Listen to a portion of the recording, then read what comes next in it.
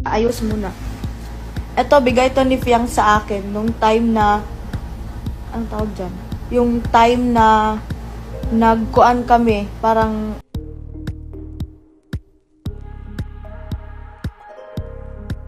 ayos muna. Eto, bigay to ni Fiang sa akin nung time na, ang tawag dyan? Yung time na nagkuan kami, parang naghubad dyan ng singsing niya, tapos sabi ko pa, pahiram nga ako. Kasi gusto ko lang na madagdagan na tong singsing ba para aesthetic naman, alam niyo naman. So, ayun, pagbigay niya sa akin, ayan, sabi ko, hiramin ko muna. Hindi mo ba susuotin? Sabi niya, hindi. So, yun, pinahiram niya ako. Hiram ko. Tapos, nung isauli ko na sana, sinabi niya na, tapos tinanong ko pa siya, sabi ko, sino nagbigay nito? Kasi gusto ko, baka, mahalaga pala to sa kanya, tapos, kinuha ko or kiniram ko, tapos hindi na nabalik ka agad. Tapos yun, umupo na lang ako kasi parang,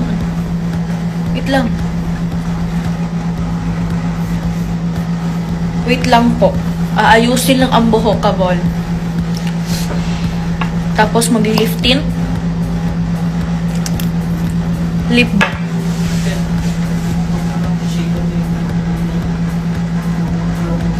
Ano sabi? Ano? Yun na. Binigay to ni Fiang sa akin. I mean, doon muna tayo sa na hiniram ko to. Tapos inas ko siya na kanino to. Sabi niya, sa kanya daw, bili niya daw. Sabi ko, ha? Siyempre, hindi ko na tinanong. Siyempre, sinabi ko na lang na, sa kanya. Sabi niya, kasi nasa kanya. So, sabi ko, okay. Tapos, sabi ko sa kanya na, ano yan? Gold? Sabi ko. Sabi niya, oo, gold. Wala, sobrang nipis, no? Yun na, nahiram ko na. Nag-usap na kami, ganyan usap. Tapos, nahiram ko na to, suot ko na to. Ilang weeks din to sa akin talaga. Tapos, after nun, sa uli ko na. Sabi ko, Fiang, isa sa uli ko na. Kasi nga, gold. Ayaw ko talagang mag-hiram ng gamit na hindi sa uli. So, hiramin ko sa kanya, ako magsauli sa kanya. So, after nun, sabi niya, isa uli ko na, sabi niya, huwag na, sa'yo na yan. Sabi ko, ha? Buang ka ba, babae ka? Gold. Tapos sabi niya, hindi, sa'yo na yan. Tapos doon na, sabi ko, hindi ka pala sa akin, ha? Akala ko galit-galit ka sa akin, ha? Parang ganun ba? So, doon talaga ako mas naging malapit kay Fiang. I mean, hindi naman kami mas talagang malapit talaga dati. Kasi nga, ako din, busy din ako sa self ko, palakad-lakad ako, hindi ko na alam kung saan ako magpunta sa sobrang lakadera. Madami na akong mga taong na-entertain, hindi lang isa, kundi ang self. Kahit ako na nako-confuse, nalilito ako na sino ang kausapin ko. So, sabi ko, may binigay siya. So, sabi ko, sabi ko talaga na may ibigay din ako na something kay Fiang, pero secret lang. Secret, pero sinabi na, wala na. Ang mo talaga, Nicoleta Ball. So, gusto ko may ibigay ako sa kanya, kaso wala siya. Inad ko na din siya.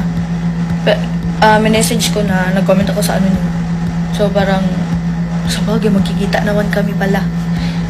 So, doon, antayin nyo na lang yung mga bardagula naming dalawa. Talagang literal talaga ang mga bardagulan sa bahay ni Koya. Kanang kay, hello, Sandy, magsama naman kayo ni Jaren sa live, please. Sige po, magsasama po kami ni Jaren. I mean sa live. Shout out ba from Bukidnon? Hello, shout out. Pink naman yung suot ko nun. So, para sa akin, alam nyo ang ko, ang Ang tawag dyan? Ang cover. Color pink. Kakulay ng damit ko nung big night. At itong color pink na to, nagsisimbolo sa inyo, sa mga Jarlet. I mean, sa kulit. Bakit Jarlet? Hindi naman yun pink. Sa kulit, etong pink na to. Kaya, sabi ko, pag pink, alam nyo na, lahat ng color, kayo talagang iniisip ko dito. Tsaka huwag nyo isipin na hindi ko kayo mahalabol. So, ito pa yung audition number ko. Nung nag-audition pa lang ako, hindi ko talaga siya winala. Kasi gandang achievement. Ayun. And color pink because color pink ang aking fans. Pink ka ball!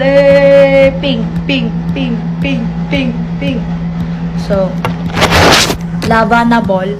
Sinong gusto manood ng ko dyan? A Day in My Life. A Day in My Life, mamay! Okay. Mag-request ka ng ba? Ng live. Ay, hindi pala. Mag-send pala ko sa'yo.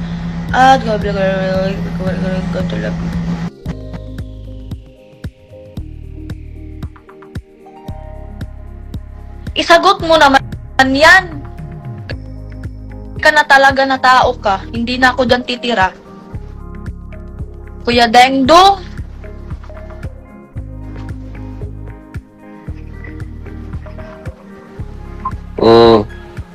Ay, bagong gising nga, Bol. Ang ingay. Ang ingay mo, sabi ng mahal ko. Ka. Kuya Ding. Kagising ko lang. Ikaw din, kagising mo lang. Toothbrush ka na, be? Hindi ko kakagising. Ganito mukha, hindi. Wala, wala to. Ami ko yung hininga mo eh. Sareng. Ang baho. Ang baho talaga. Yak, feeling. Akala mo naman.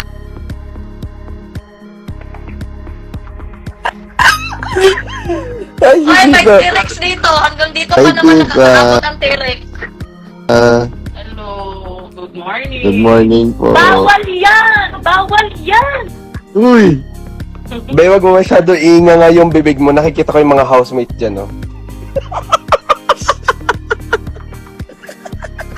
Please lang. Sige na yun. Please lang pag ganito, huwag tayong magbardagulan dito. Please lang. Ay! Live ba to? Akala ko naka-Skype tayo, be.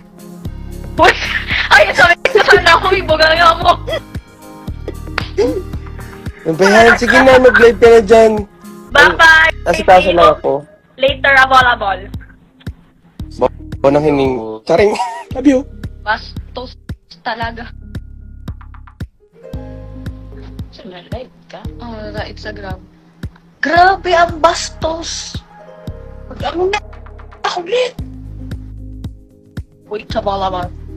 Ay, dami ko ako nag-i-report. Hindi siya i-carry mo. Hindi pa ako siguro mag-carry lang ko kami. Oh, inggit na naman yan si Kuan. Si Mark. Charissa Bol, bakit inggit? Saan na? Ko ano? Mamaya, magla-live tayo mamaya. Mark, magla-live tayo dun mamaya. Kalmahan. Oh, kalma. Maliligo na ba ako? Wala ko sa... Dapat daw mga 10. Sino?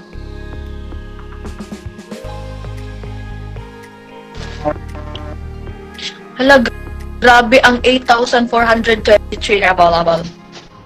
Gusto niyo sali ko kayo sa lahat ng lakad ko? Ha? Kapatid. I mean, 11 ba? Ato ito? Sino? Dapat din magkawa na tamo na lungkong 11. Sundon. Kapatid ng Mars. Kapatid. Kapatid basta. Hindi, oy.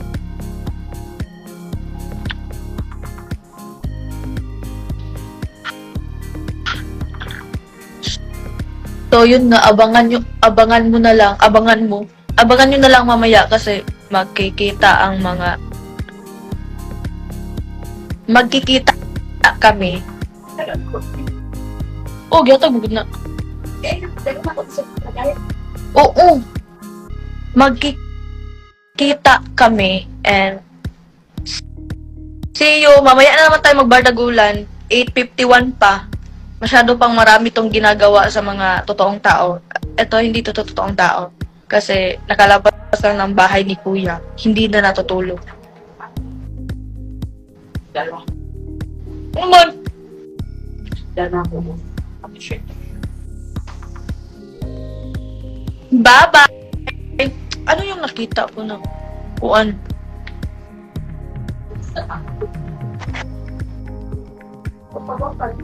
Ay, yung kuan na! Pants!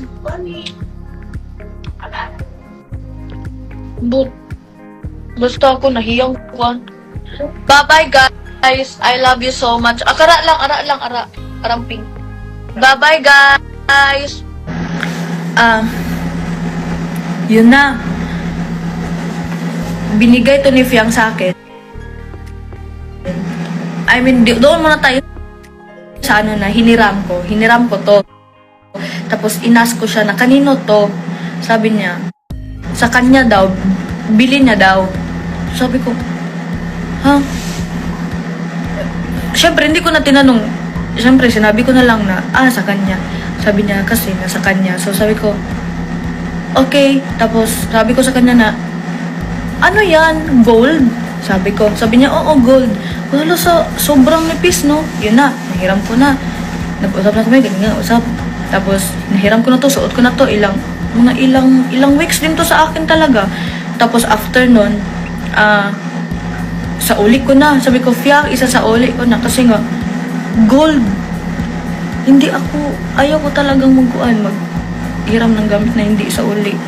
So, hiramin ko sa kanya, ako magsauli sa kanya.